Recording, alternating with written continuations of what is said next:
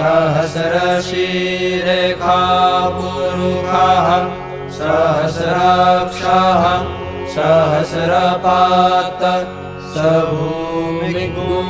सर्वतः स्मृत्वात्यतिष्ठद्दशाङ्गुलम् पुरुख एवेदग्गुं सर्वं यद्भूतं यच्च भाव्यम् उतामृतत्वस्येषानो जदन्नेनातिरोहति एतावानस्य महिमातो ज्यायाश्च पुरुखाः पादोऽस्य विश्वाभूतानि त्रिपादस्यामृतं दिवि त्रिपादूर्ध्व उदयत्पुरुखाः पादोऽस्येहाभवत्पुनः ततो विख्वं व्यक्रामत्साशनानशने अभि ततो विराडजायत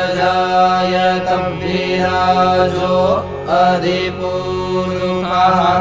स जातो अत्यरिच्यत पश्चाद्भूमिमथो पुरः तस्माद्यज्ञात् सर्वभूताः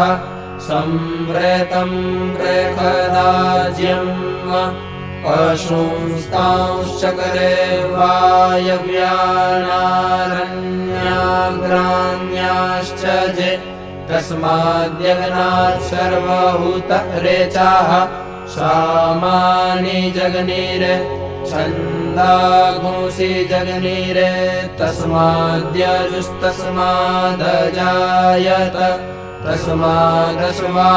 अजायन्त जे केचोभयादताः